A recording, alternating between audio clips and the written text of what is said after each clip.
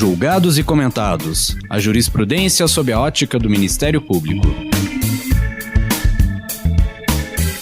Uma produção Ministério Público do Paraná.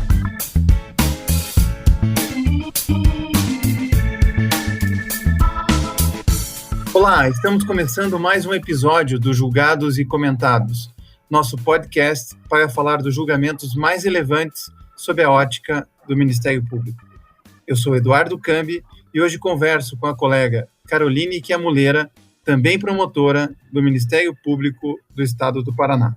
Nesse episódio, abordaremos a decisão do Supremo Tribunal Federal no recurso extraordinário 855.178, em que se fixou tese em repercussão geral sobre a obrigação solidária dos entes federativos de fornecimento de medicamentos.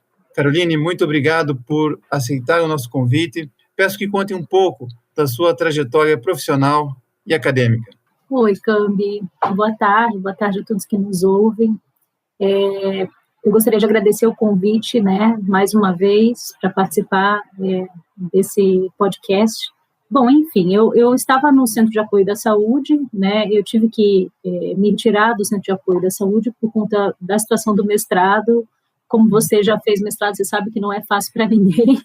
E nesse período de pandemia também o volume de trabalho no Centro de Apoio se avultou de modo bastante significativo. Então, assim, eu tive que fazer uma opção não muito agradável, Quando a gente tem que fazer essas opções, a gente tem que escolher o que a gente consegue fazer de modo mais, não vou dizer tranquilo, mas que a gente consiga fazer do modo adequado, Então, eu, enquanto promotora de justiça, eu assumi no concurso em 2009, já estou na carreira há mais de 10 anos, em dezembro agora, a turma que entrou em 2009, da qual eu faço parte, vai completar 11 anos. Então, eu passei por várias comarcas na substituição, passei por Marechal Cândido Rondon, Assis Chateaubriand, assumi promotoria inicial em Iporã, por onde você também passou.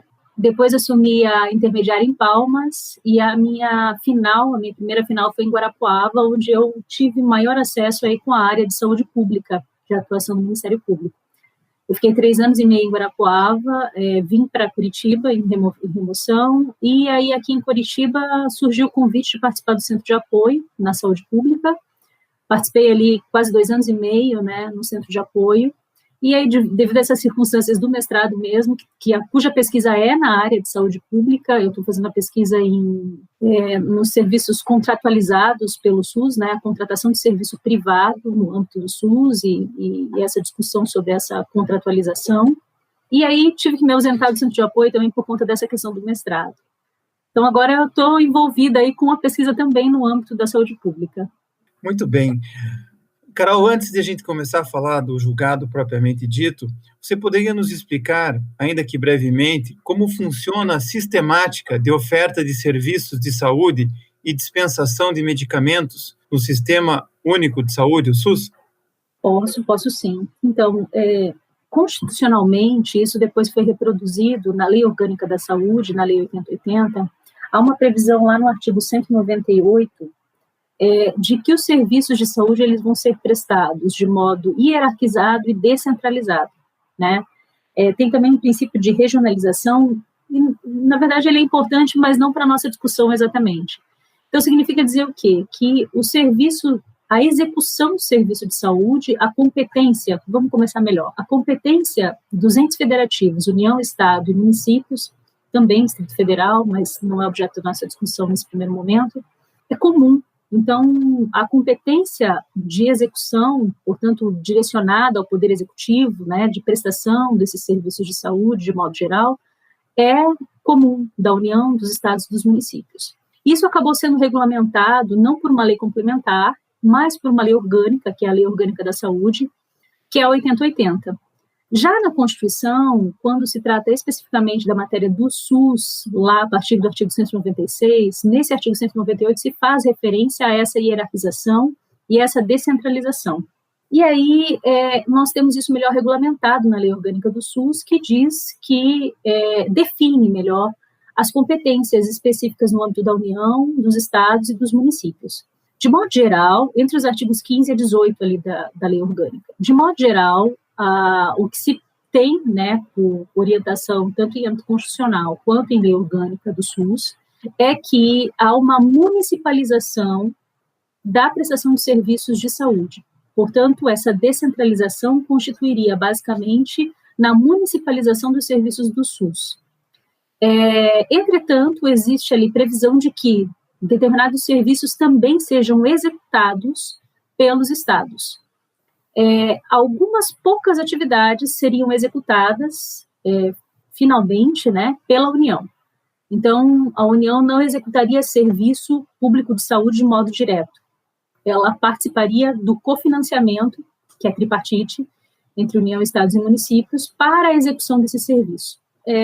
O que acontece? De modo geral, diante dessa descentralização, existem aí atividades que são prestadas de modo primário, pelo município, algumas atividades que são prestadas de modo secundário, né, complementar, pelo Estado.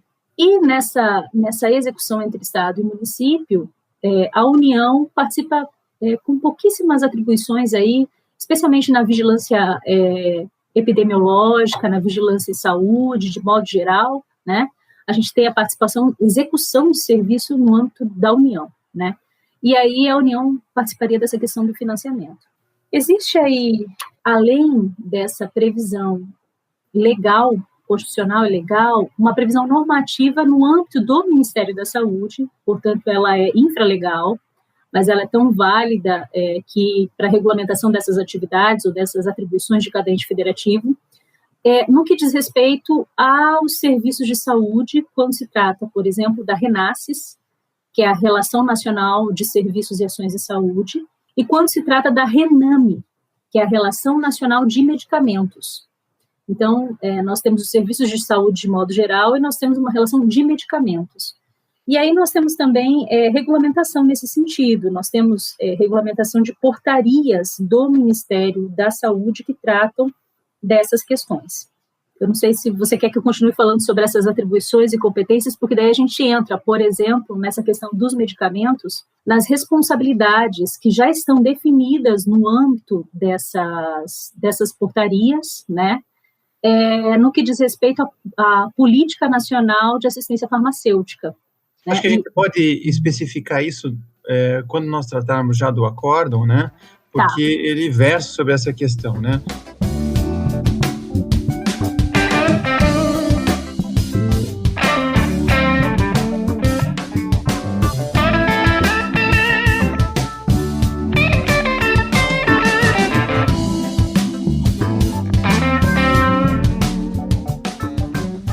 Lembrando que no embargos e declaração opostos ao recurso extraordinário 855.178, julgado em agosto de 2019 pelo Supremo Tribunal Federal, foi fixado uma tese de repercussão geral, e eu abro aspas.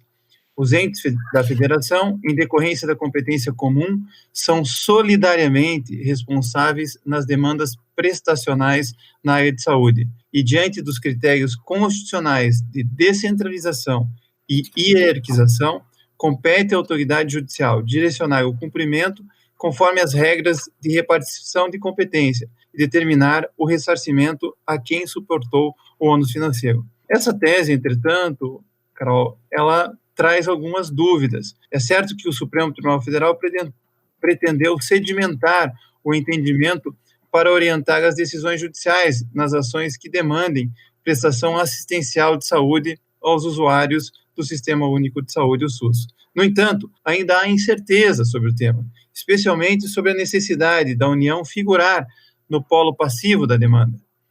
Como é que você entende se é necessário sempre a União estar presente, se o Ministério Público, quando vai à Justiça, se ele tem que incluir 1, 2 ou os 3 entes federativos, e isso vai nos ajudar a compreender também essas portarias que você estava explicando.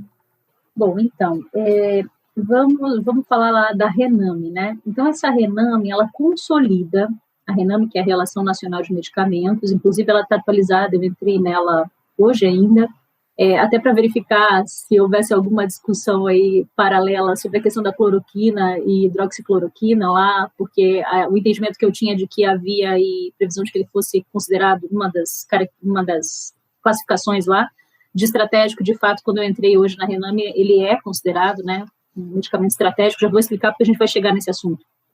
Então, a Rename, ela prevê todas as hipóteses, ou ela consolida, melhor dizendo, né? Todas as situações, ele faz os medicamentos, é uma relação mesmo de quais os medicamentos. Isso é o que, em tese, é prestado pelo SUS, são os medicamentos que são dispensados pelo SUS. Ocorre que, paralelamente à Rename, estados e municípios poderão, né, complementar a tabela ou a relação da Rename, né, nos seus respectivos territórios. Claro que para que eles complementem nos seus respectivos territórios, eles também têm que submeter isso à criação de um protocolo clínico de diretrizes terapêuticas. Então, assim, não é assim, vamos criar mais uma medicação para incluir numa nova lista. Não, eles passam por todo um processo específico, já previsto na portaria, né, que eles têm que se submeter para que haja uma criação de uma lista complementar a essa que existe no SUS. De qualquer modo, em havendo previsão da medicação na Rename, ou havendo previsão da medicação nessas relações estadual ou municipal, entende-se que o medicamento está previsto como de dispensação do SUS. O SUS vai ser responsável por fornecê-lo aos pacientes. Esse é um ponto. Um outro ponto, que é o ponto que deve ser acentuado sob a ótica dessa repercussão geral, a 793, o fato de os medicamentos não estarem nessas listas. Então, quando se trata de medicamento não previsto em protocolo, que é como a gente costuma dizer tecnicamente, ou não previsto nas listas, ele está fora. Significa que dizer o quê? Esse medicamento, em tese, não é fornecido pelo SUS. Quando esses medicamentos estão fora, é que está a grande questão dessa repercussão geral. E aí a necessidade da participação da União nesses processos, porque a União, pelo rol de atribuições, inclusive do decreto, porque nós temos a Lei Orgânica 8080, complementada pelo decreto 7.508. E esse decreto, ele prevê que a União vai ser responsável pela criação e pela formalização e pela validação desses protocolos clínicos em relação a determinados medicamentos e em relação a determinadas doenças. Então, por que se entendeu, a partir dessa repercussão geral, que a União deveria fazer parte como polo passivo dos processos de modo geral, e isso é um dos aspectos que a gente pretende tratar, dos processos de modo geral? Porque a União, quando não existe a previsão desse medicamento nas listas ou nos protocolos, a União, em tese, deveria criar um protocolo. Então, haveria uma responsabilidade primeira da União para a criação desse protocolo. E nós não poderíamos imputar a responsabilidade do fornecimento desse medicamento ausente do protocolo a estados e municípios, porque a gente não sabe de quem é a competência, ou de quem é, melhor, a atribuição para o fornecimento desses medicamentos. Por quê? Porque na portaria, e aí nós temos a portaria de consolidação número 2 de 2017, nós temos lá exatamente medicamentos que são considerados componentes da assistência farmacêutica na atenção básica, componentes da assistência farmacêutica que são da atenção especializada e componentes da assistência farmacêutica que são da atenção estratégica. Para cada um desses componentes, e o da especializada ainda é subdividido em algumas outras classificações, para cada uma desses componentes existe uma responsabilidade de dispensação, ou seja, de fornecimento. Quem tem que entregar esse medicamento? Porque a gente tem que lembrar sempre que o financiamento é sempre tripartite. Para todas as ações e serviços de saúde, inclusive medicamentos, é sempre tripartite. Então, o dinheiro, em tese, tem que ser compartilhado pelos 3 entes da federação.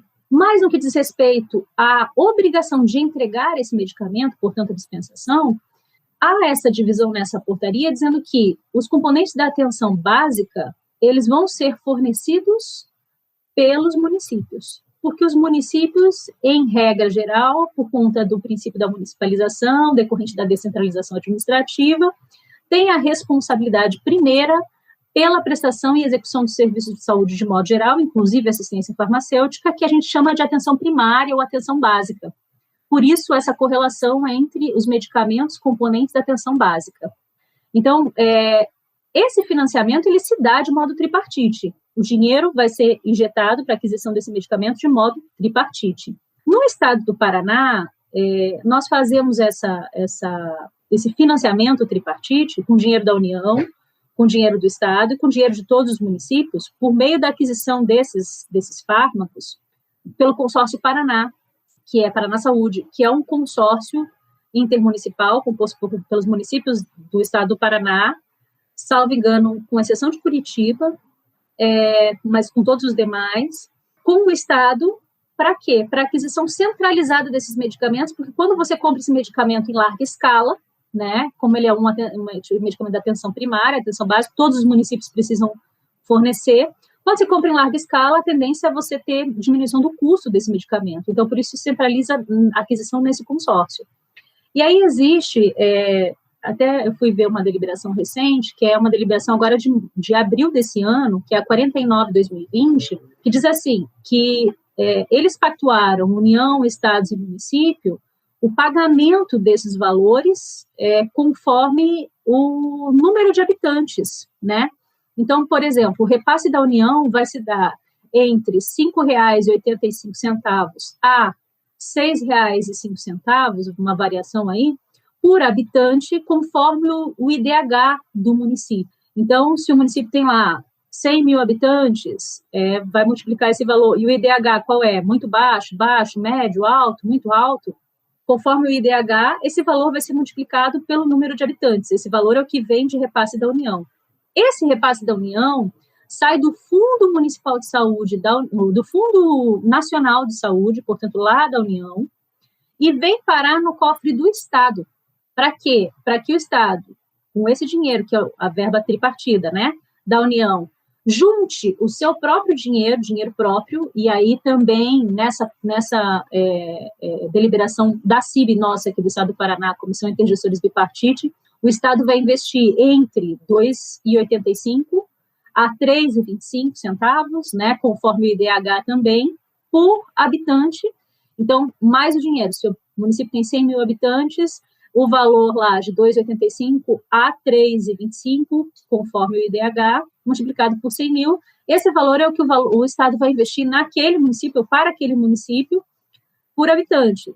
É o tripartite.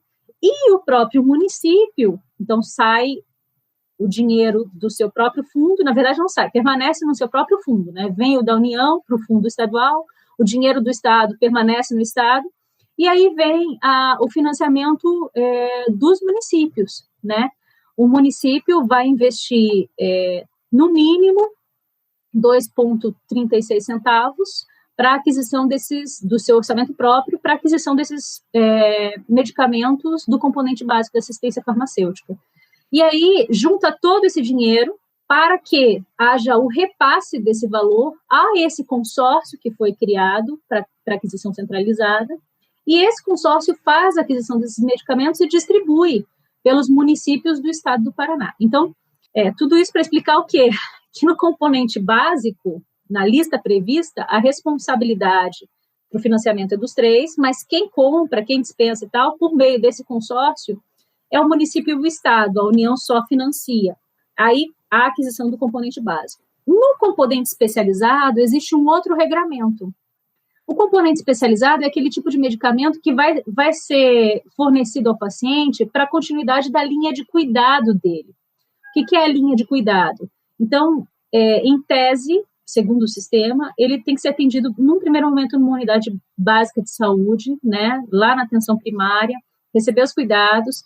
Se, eventualmente, ele se percebe lá, naquela clínica médica, né, naquele momento que é clínico, normalmente é a clínica generalizada, que ele precisa de uma especialidade, nefrologia, por exemplo, ou pneumologia, por exemplo, ele vai ser encaminhado por conta da hierarquização, né, da descentralização, mas por conta da hierarquização, a uma unidade com maior complexidade do sistema, que atenda melhor a sua condição de saúde, né, ou de doença. E aí, para o acompanhamento dessa linha de cuidado, então ele tem problema pulmonar, uma linha de cuidado específica no âmbito, não existe especificamente, mas doenças crônicas, por exemplo, é uma linha de cuidado. é uma doença crônica. Então, ele vai continuar recebendo o tratamento e ele precisa receber esse medicamento especializado para quê? Para que haja continuidade do tratamento dele. Esse componente especializado, ou para esse componente especializado, existem regramentos bem diversos. Lembrando sempre que o financiamento continua sendo tripartite. E aí é o que nós temos, que a portaria nos menciona aí, a portaria de consolidação número 2, né, hoje, portaria de consolidação número 2, de 2017, que nós temos 3 grupos especializados, do componente especializado. Então, o primeiro grupo é um grupo em que há o financiamento pelo Ministério da Saúde, do dinheiro. O segundo grupo é aquele que o financiamento e aquisição e programação, armazenamento se dá pelo Estado, pela Secretaria de Estado. E o terceiro grupo é um que se dá a responsabilidade tanto, na verdade, a responsabilidade pelos municípios, por conta dessa continuidade da linha de cuidado. Então, alguns medicamentos especializados ainda permanecem sob a responsabilidade do município. E, embora o município seja responsável pela básica, alguns do componente especializado também vão ser fornecidos pelo município, que é o terceiro grupo que a gente fala. Nesse primeiro grupo, em que o financiamento vem da União, existem 2 divisões. Uma em que a União compra o medicamento e entrega para a Secretaria de Estado de Saúde, e aí a Secretaria de Estado de Saúde dispensa esse medicamento. E outro em que a União só entrega o dinheiro, sai do Fundo Nacional de Saúde o dinheiro, vem para o Fundo Estadual de Saúde o dinheiro, entrega para o Estado o dinheiro e o Estado adquire esse medicamento e também faz a dispensação. Então, existem no componente especializado, a gente tem um regramento diferente. Existe um financiamento tripartite também, por quê? Porque no terceiro grupo, o município arca com o financiamento também para dispensação de um componente especializado. No segundo grupo, nós temos aí a responsabilidade do Estado adquirindo esse componente especializado, ele sozinho adquire o componente especializado. E no primeiro grupo, sempre o dinheiro vem da União, mas no primeiro caso, a União compra diretamente e entrega para os estados, e no segundo caso, a União só entrega o dinheiro para os estados e os estados é que fazem a aquisição.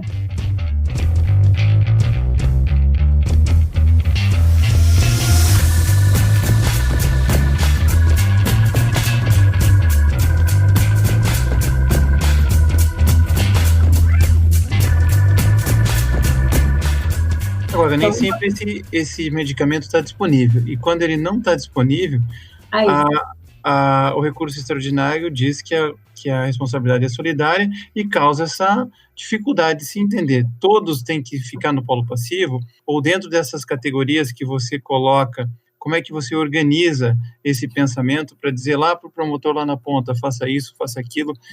Varia conforme a natureza do medicamento, por exemplo?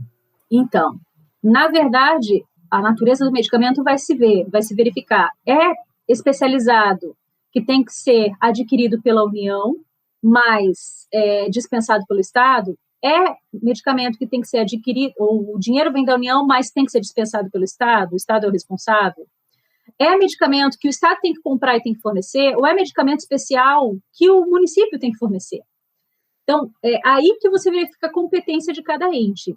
Quando esses medicamentos estão em lista, isso é fácil de ser estabelecido, porque, por exemplo, quando eu poderia até mostrar, mas como a gente só vai fazer um áudio, né? Quando você pega a Rename, você tem lá certinho dizendo, olha, esse medicamento é componente especializado, estratégico, da atenção básica, ele está dizendo exatamente de quem é. E quando ele diz de quem é, você já sabe quem é a responsabilidade. Se é da atenção básica, quem tem que dispensar é o município. Se é da especializado, você tem que ver, ele é especializado e quem que paga, ou quem que deveria comprar, e quem que tem que dispensar, aí você tem que verificar. E isso você normalmente verifica de modo extrajudicial, perguntando mesmo para a Secretaria de Estado, ou perguntando para as secretarias municipais, e eles respondem. E aí o que acontece?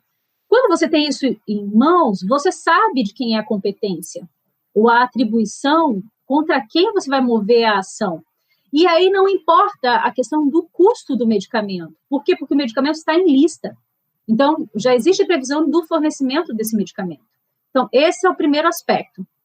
O problema é quando esse medicamento não está em lista. Porque quando ele não está em lista, você não sabe se ele é componente da atenção básica. Você não sabe se ele é componente da atenção especializada. Você não sabe se ele é componente da estratégica. Então, se ele não está em lista, qual é o critério que você usa para mover a ação contra o Estado, contra o município, ou contra a União, ou contra os 3 entes? Ah, não. Se ele não está em lista, todos os entes são responsáveis por uma questão de solidariedade. Mas aí é que está a grande questão, e que foi trazida e levantada pelo professor Zumar Fachin, de que, se a União é responsável pela criação do protocolo, a União está omissa na criação desse protocolo. E se a União está omissa na criação desse protocolo, existe uma responsabilidade da União que precisa ser apurada durante o processo judicial quanto à omissão da existência desse protocolo, porque o medicamento não está em lista. E aí precisa, então, a gente mover todas as ações que a gente move hoje, o Ministério Público, né, falando, que a gente precisa mover com a formação do polo passivo contra a União? Não, a resposta é não. Por quê? Porque se esse medicamento está em protocolo, você já tem claramente a responsabilidade de quem é. Por exemplo, os medicamentos oncológicos, eles não estão na Rename. Os medicamentos oncológicos, eles estão na Renasys. E os medicamentos oncológicos, porque no âmbito da Renasys, esses medicamentos oncológicos, eles vêm pagos. Junto com o tratamento todo, quando se faz o pagamento, inclusive, do serviço oncológico, então não é só o medicamento, mas o serviço oncológico, de modo geral, por meio do que a gente chama de APAC. Então, por meio disso, a União já faz o pagamento e, portanto, a União já é responsável pela dispensação desse pagamento quando ela contratualiza ou quando ela habilita um serviço a prestar o serviço de oncologia. Esse medicamento não é fornecido nem pelo Estado, nem pelo município. Então, nesses medicamentos, você também já tem uma configuração de que a responsabilidade é da União. Nesse caso, também você tem conhecimento de quem é o ente federativo contra quem se deve mover uma ação no caso do não fornecimento. Quando isso está previsto, tudo bem, porque você tem condições de saber quem é o ente responsável, e aí você move a ação diretamente contra o ente responsável, você não precisa chamar todo mundo em solidariedade.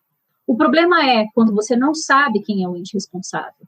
E aí, se você não sabe quem é o ente responsável, o Ministério Público vai promover a ação colocando no polo passivo a União, e aí quando o Ministério Público do Estado do Paraná move uma ação colocando a União como polo passivo da ação, quer me parecer que talvez o juízo estadual, quando receba isso, pense que ou a gente está com algum problema, com algum conflito de entendimento quanto à jurisdição dele, ou enfim, ele vai dizer, olha, você tinha que ter movido lá, na Justiça Federal, isso aí, porque tem participação da União, então não dá para você mover a ação contra a União aqui no âmbito do Estado do Paraná. O que gera outro problema também, não é, Caroline? Será que o Ministério Público Estadual pode atuar na Justiça Federal? Porque a Lei da Ação Civil Pública permite o litisconsórcio entre ministérios públicos, mas não fala nada sobre a possibilidade do Ministério Público Estadual atuar diretamente na Justiça Federal. É aquela atuação chamada atuação heterotrópica, né, Cambi? Então, inclusive, se eu bem posso até não ter estudado o suficiente, mas essa atuação heterotrópica não é aceita pelas nossas jurisprudências afora aí no Brasil, assim. A própria atuação litisconsorcial ainda tem algumas ressalvas, né? Então, o Ministério Público Estadual não poderia promover ação contra a União no âmbito da Justiça Federal. Também não poderia colocar como polo passivo a União na ação civil pública, a fim de que todos os entes estivessem presentes na ação, por conta da solidariedade, direcionando a ação para o âmbito estadual. E aí, o que a gente faz? É a grande questão, né? Na verdade, assim, como que a gente pode solucionar esse impasse? Porque, veja, embora exista essa solidariedade ela diz respeito ao financiamento, porque o financiamento é tripartite. E a questão essa solidariedade relacionada ao financiamento tripartite não implica uma solidariedade de responsabilidades quanto à execução da política pública, já que essa execução da política pública é regulamentada não só pela Lei 8080, quanto, inclusive, pelas portarias do Ministério. Então, o que pode ser feito nesses casos? qual é o meu entendimento, praticamente, do que pode ser feito nesses casos? A gente tem que tentar preservar o máximo possível o direito do paciente, do usuário do sistema, porque é um direito fundamental, porque é um direito que está correlacionado diretamente à vida, ao direito à vida, que é o bem primordial, né, do ser humano, e verificar nas situações concretas, e aí é a casuística quem vai nos dizer, se a situação é uma situação que implica urgência, se é uma situação que implica emergência, e sair por um viés que é o que eu entendo que é um viés tangencial. Promove-se ação contra Estado e município, ou só o Estado, ou eventualmente o próprio município, peticionando uma liminar, né? Promove-se a liminar, né? Diante de toda a configuração do direito, e aí para a configuração do direito a gente tem alguns requisitos também que são de primordial importância a serem analisados, né? Eles estão previstos lá no artigo 28 do decreto que complementou a lei orgânica, o decreto 7.508. Então, o artigo 28 diz assim, olha, ele tem que ser paciente do SUS, não adianta vir com carteirinha da Unimed para pedir no SUS. Ele tem que ser paciente do SUS, ele tem que ser atendido, ele tem que ter sido atendido por médico que está no SUS. Né? Então, o prontuário dele, a prescrição dele, tem que refletir o sistema de saúde, tem que vir do sistema de saúde. E mais, além disso, aquele medicamento tem que ser imprescindível para as condições de saúde dele, conforme a prática médica e conforme a expertise vem entendendo que e que não exista nenhum outro medicamento no sistema que possa substituir aquele. Porque a gente sabe como funciona, você sabe que eu andei estudando um pouco sobre isso. A indústria farmacêutica é a terceira indústria mais rentável do mundo. Ela perde só para o petróleo e eu não lembro mais. E para o financeiro, para o sistema financeiro bancário. Então, a indústria farmacêutica é a terceira mais rentável do mundo. Então, é claro que cada dia que passa a gente tem novas tecnologias, novas situações que implicam novos estudos, implicam novas farmacologias. E se você consegue fazer o tratamento do paciente com o custo que já está previsto no SUS, por meio de um medicamento que já está nas listas, não há razoabilidade que você faça isso por meio de um medicamento novo que pode ser substituído por aquilo que já está em lista.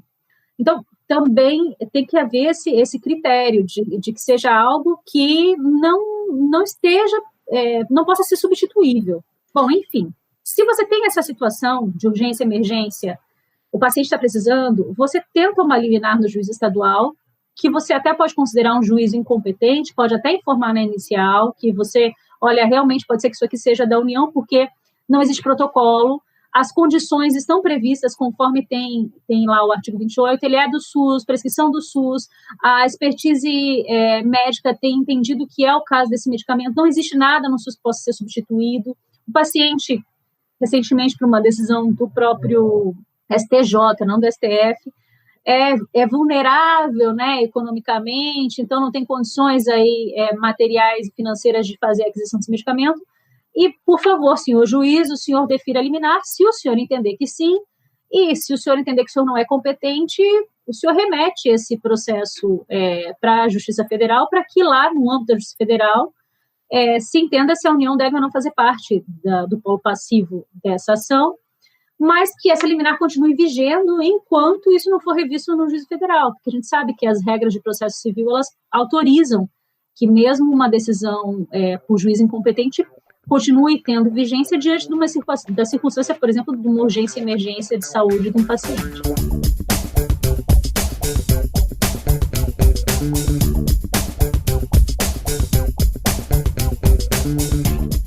Para essa situação de urgência e emergência, chama atenção uma outra questão, porque o gestor vai lá e cumpre a decisão judicial que impõe, muitas vezes, obrigações onerosas, que podem, inclusive, colocar em risco a própria viabilidade econômica e financeira para a implementação das políticas sanitárias.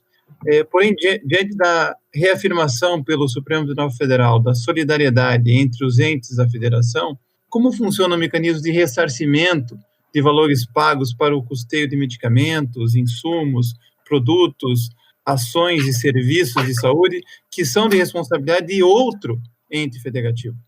Então, existe previsão legal no sentido de que esse ressarcimento aconteça entre os entes federativos. E aí é que está na própria lei orgânica, Cambi, o artigo 35 da lei orgânica, inciso 7, ele prevê essa possibilidade desse ressarcimento. E aí nós temos mais um problema. Por quê? Porque, então, digamos que o Estado tenha pagado o custo desse medicamento quando a União... Então, vamos fechar um ponto, só para a gente fazer um marco aqui.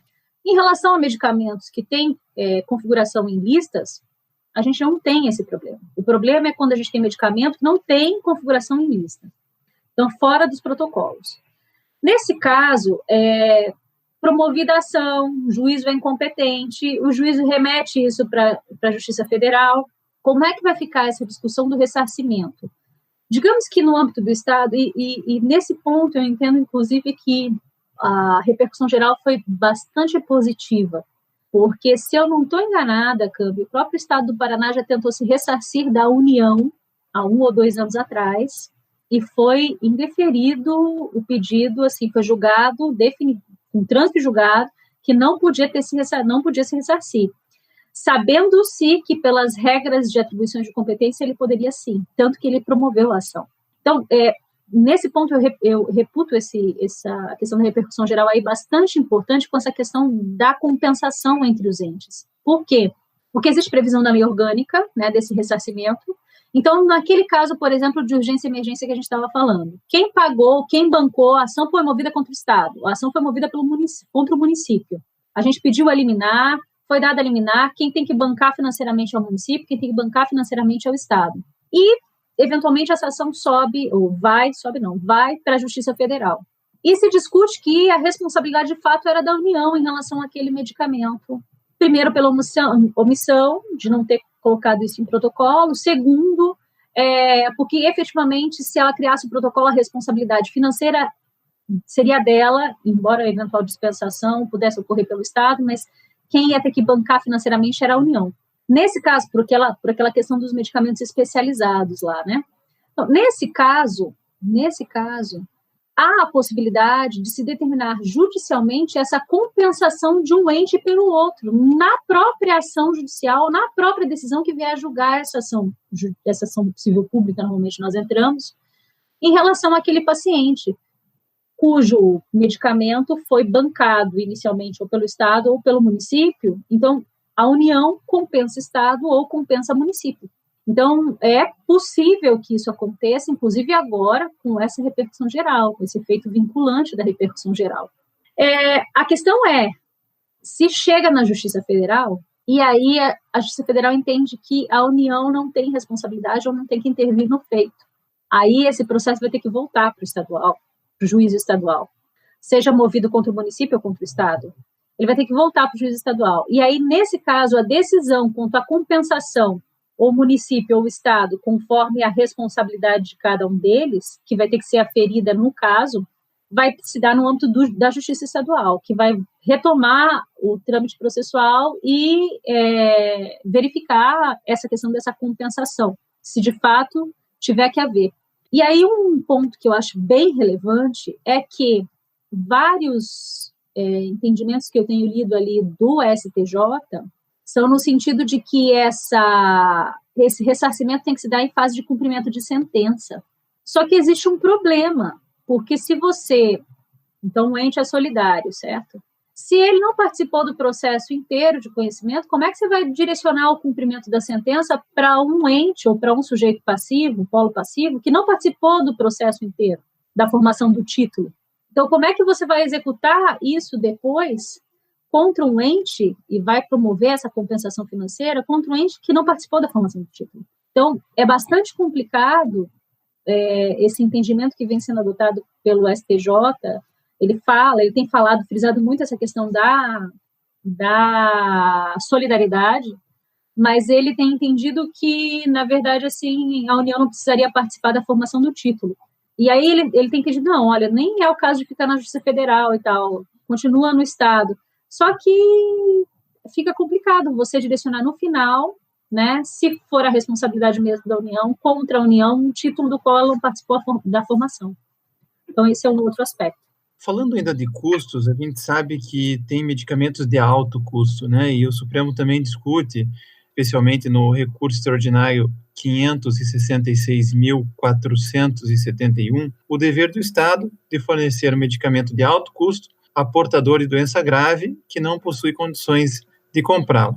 Embora a questão ainda não esteja pacífica na jurisprudência, falando ao promotor de justiça, Caroline, quais os critérios devem ser analisados antes de requerer a concessão judicial de medicamentos não previstos em listas oficiais ou em protocolos clínicos e diretrizes terapêuticas?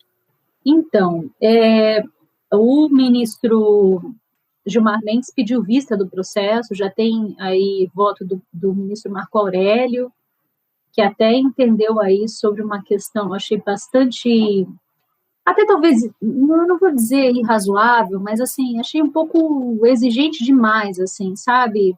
O que o Marco Aurélio falou, inclusive, no seu voto, quanto à questão da exigência de uma incapacidade financeira, não só da pessoa que está enferma, mas dos membros da família solidária. Então, assim, a família toda, que seria responsável pelo sujeito, teria que ter uma incapacidade financeira, uma vulnerabilidade e hipossuficiência financeira para conseguir um medicamento, que eu achei um pouco exacerbado, né? Porque já no primeiro momento, inclusive, nem precisaria isso, porque o SUS é gratuito e é para todos, né, Cambi? A gente sabe da universalidade do SUS. Então, quando se trata de direitos universais, e, portanto, o SUS como garantia do direito à saúde, ele é universal, você não analisa, ou você não faz análise, ou estabelece critério para alcance desse direito, do exercício desse direito por meio da garantia que é o SUS. E aí, já colocar essa questão dessa impossibilidade ou dessa vulnerabilidade financeira, e daí ele estende isso aqui, inclusive usando o Código Civil, que eu achei bastante criticável, para não dizer o menos, assim. Mas, enfim, já estabeleceu o seu voto Marco Aurélio, já estabeleceu o voto aí o ministro Alexandre de Moraes. Ele entendeu, por exemplo, o Alexandre, que tem que haver uma comprovação também dessa hipossuficiência, esse laudo médico comprovando essa necessidade, né, por um perito de confiança, inclusive, do magistrado, né, os NACs que a gente vê por aí, que são estabelecidos, inclusive, no âmbito federal, a certificação pela Conitec, dizendo de um indeferimento de incorporação do medicamento pleiteado. Então, quer dizer assim, só explicando, Carol, para os nossos ouvintes, o que é NAT e o que é Conitec, Então, NAT são núcleos de apoio técnico, né, dos juízes. Então, esses NATs, esses núcleos de apoio técnico, eles são formados por médicos que analisam os casos dos pacientes e identificam se aquela prescrição daquele medicamento e a literatura médica indicam que, no caso da doença daquele paciente, aquele medicamento, de fato, vai repercutir ou vai gerar um prognóstico positivo em relação a ele. Esses NATs aí auxiliam os juízes, né, porque a matéria de saúde pública ela é bem específica, auxiliam nas suas decisões, na tomada de decisão por parte do juiz. E o Conitec, Comissão Nacional de Incorporação de Tecnologias do Sistema Único de Saúde. Então, é a Conitec quem analisa, por exemplo, a questão custo-benefício de determinados medicamentos em relação a determinadas doenças. E, inclusive, quem estabelece esses protocolos clínicos de diretrizes terapêuticas em relação a essas doenças. Então, por exemplo, o que o Alexandre de Moraes tratou aqui no voto dele? Ele falou assim, olha, como um dos requisitos, teria que verificar se houve já um indeferimento desse medicamento pelo Conitec. Então, o Conitec disse, olha, não é custo-benefício esse medicamento para essa dada doença. Então, e a análise do Conitec vai ser sempre essa análise, assim, bastante pragmática, né? Custo-benefício. Então, essa doença, ou esse tipo de doença, por exemplo, doenças raras, né? Doenças raras são doenças com medicamentos, assim, muito específicos e que atingem um percentual da população muito especial, um percentual muito pequeno de dada população. E aí eles analisam esse custo-benefício. Olha, com o dinheiro, o custo altíssimo que eu vou investir para atender um público de 0,03% da população brasileira. Com esse dinheiro, eu poderia atender 10% da população brasileira na aquisição de medicamentos especiais tais. Então, ele faz essa análise de custo financeiro mesmo e benefício É até um pouco cruel falar isso, né? Mas a gente não está isolado fazendo isso, tá? O NHS, lá na Inglaterra, eu estive estudando lá ano passado, e eu estive fazendo uma pesquisa no sistema inglês ano passado lá, eles também fazem isso. Eles fazem de modo bem radical. Inclusive, assim, se o prognóstico de vida numa determinada doença de um medicamento para aquela pessoa vai melhorar a circunstância dela de vida por 3 meses, é razoável que o custo desse medicamento altíssimo, sei lá, vai gastar quantas 1.000 libras, é razoável que eu gaste tantas 1.000 libras com 3 meses de vida desse paciente, ou é razoável que eu gaste essas tantas 1.000 libras com outros medicamentos que vão atingir um número muito maior proporcionalmente de pessoas ou de pacientes? Eles fazem essa análise e eles, inclusive, dizem, não, você não vai receber, porque o teu prognóstico de vida é muito pequenininho. Então, assim, não é só a gente que faz isso por meio do Conitec, eles também fazem isso lá. Mas ele entende aqui que se não houver, por exemplo, no requisito do Alexandre de Moraes, senão tem que ter havido algum documento que diga que o Conitec nunca apreciou a análise daquele medicamento. Ele dizia assim, o Conitec está vinculado exatamente ao Ministério da Saúde, então, quer dizer, o Ministério da Saúde nunca apreciou um protocolo daquele medicamento em relação àquela doença. Ele entende que tem que ser demonstrado isso, tem que ser demonstrado que nunca houve um interesse da União em se manifestar contra aquele assunto, aquele medicamento para aquela doença, a criação de um protocolo. Tá? E, por fim, o que eu achei mais interessante foi a análise do ministro Roberto Barroso, e aí agora pediu vista é o ministro o ministro Gilmar Mendes, desculpa. Ele fala assim, olha, ele entende também dessa questão da incapacidade financeira, ele não vai além como o Marco Aurélio foi ali, entendendo que a família inteira tem que ser hipossuficiente, que a demonstração de não incorporação do medicamento não resultou de decisão expressa dos órgãos competentes, ou seja, que não tenha havido essa análise pelo Conitec. Por quê? Porque se já houve análise do Conitec naquele medicamento para aquela doença e eles resolveram não incorporar, então significa que já existe uma decisão tomada que não pode ser, no âmbito administrativo, que não pode ser substituída por uma decisão judicial. É esse o entendimento. E aí, a inexistência de um medicamento substituto terapêutico que já tenha sido incorporado pelo SUS, a comprovação de a eficácia do medicamento à luz da medicina baseada em evidências, aquilo que eu disse, né? Medicina baseada em evidências, a expertise médica, da literatura médica, dizendo que realmente aquele medicamento é útil no caso do paciente para aquela doença. E aí, o item 5 que ele fala, a propositura de demanda necessariamente em face da União. E aí, por conta dessa questão da participação da União, por conta da ausência desse protocolo, né? Não existe protocolo, o Conitec nunca apreciou isso, e aí a demanda tem que ser direcionada à União, que é a entidade estatal competente para a incorporação de novos medicamentos ao sistema. Então, hoje, aí ele fala inclusive o seguinte, que não tem relação, o Roberto Barroso, ele fala assim, que não importa o custo do medicamento. Não interessa se o medicamento é alto custo. Não é essa questão que vai definir ou que vai atrair a competência do juízo para o julgamento de quem é o ente federativo responsável por dispensar e fornecer esse medicamento. Não é o custo, mas são exatamente as regras do sistema que dizem como é que tem que se dar essa distribuição dessas atribuições.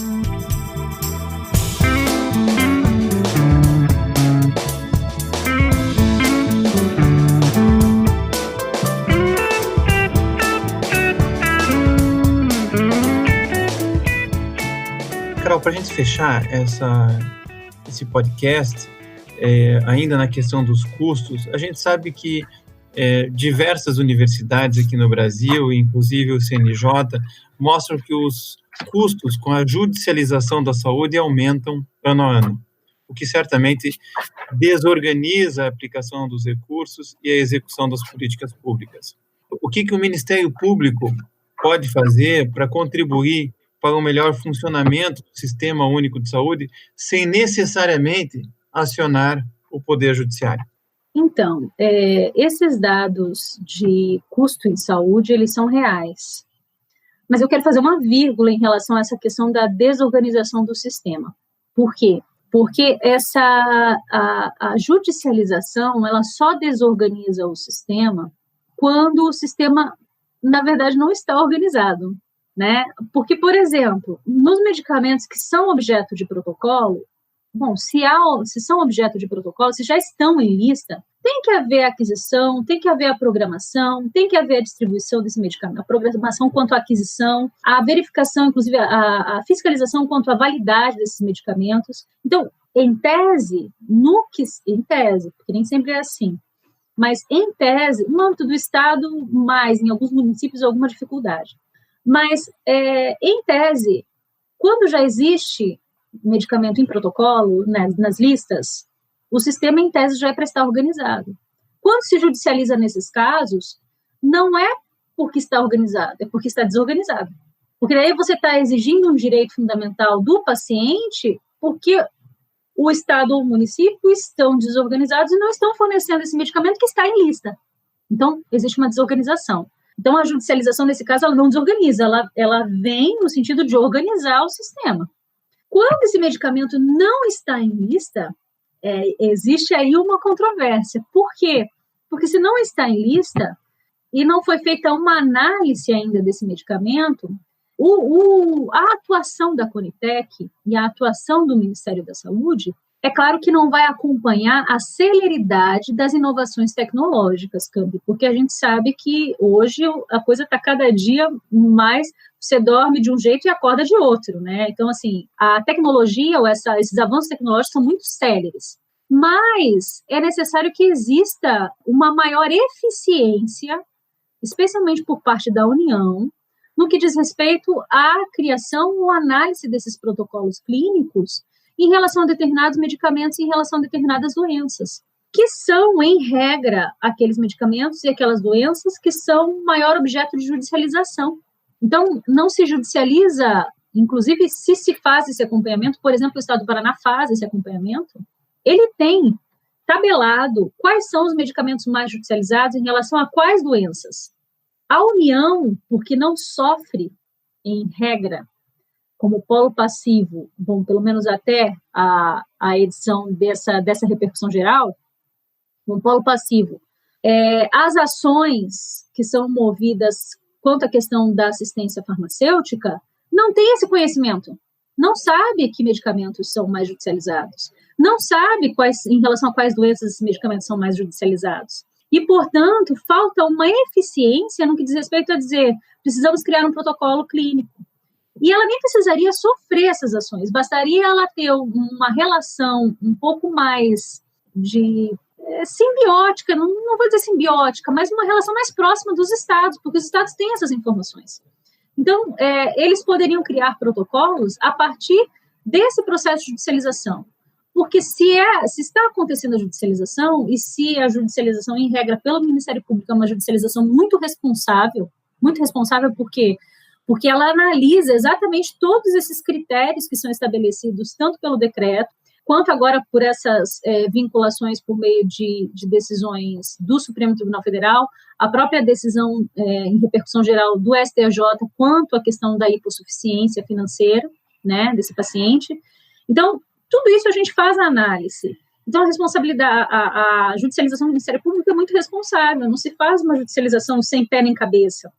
Normalmente, esse tipo de judicialização tende a implementar ou a crescer uma maior organização do sistema, e não uma desorganização, por conta da questão financeira.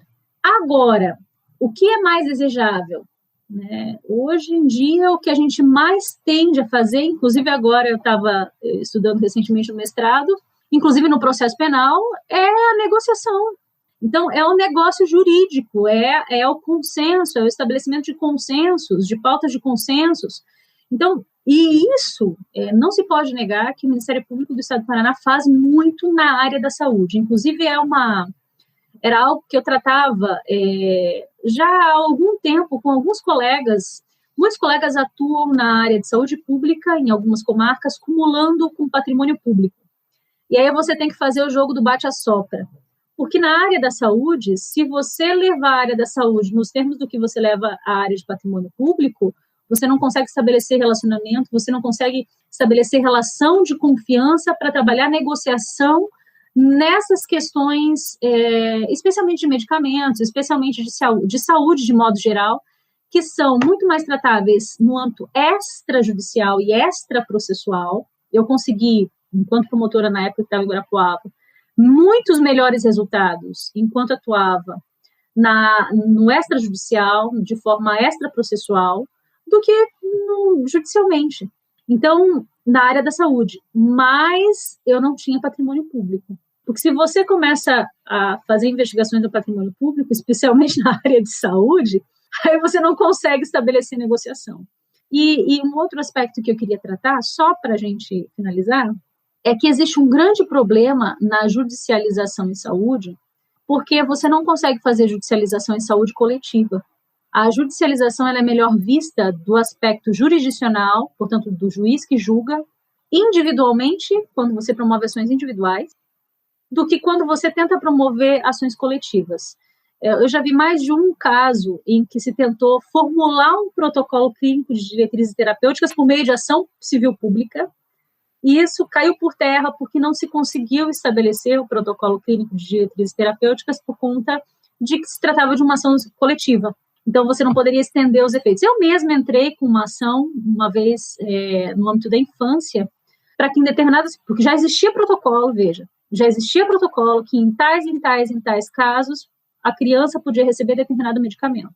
E eu entrei com a individual acumulada com a coletiva. Eu falei, olha, eu quero para esse menino que está precisando, que veio buscar o atendimento no Ministério Público, e quero para todos as demais crianças que estiverem na mesma condição desse menino, cujo protocolo está aqui estabelecendo. Coletivamente não deu certo, só deu para o menino. Então, assim, depois eu tive que recorrer e tal, eu até nem tive acesso depois à continuidade em âmbito do tribunal e tal, mas a tendência é não funcionar em aspecto coletivo e aspecto individual, sim. E aí, eu tenho ressalvas quanto a essa questão da desorganização do sistema. Eu acho que a judicialização ela não pode ser vista só como desorganização do sistema, mas ela pode ser vista também como uma tentativa de organizar melhor o sistema, porque ele já está desorganizado. Então, a eficiência que se espera do sistema, ela não está sendo correspondente àquilo que é o gasto em saúde. Então, por que se gasta mais em saúde quando existe judicialização? E veja, sobre esse aspecto, a administração pública, quando vê isso, não adianta dizer assim, tem que parar com a judicialização. A administração pública tem que ver isso e falar assim, bom, se com judicialização eu estou gastando mais, eu preciso dar um jeito de gastar menos evitando judicialização. E não pedindo para que não judicialize, mas evitando judicialização como? Organizando o sistema, organizando melhor o sistema. Porque a judicialização é só um efeito dessa desorganização. É isso que eu acho.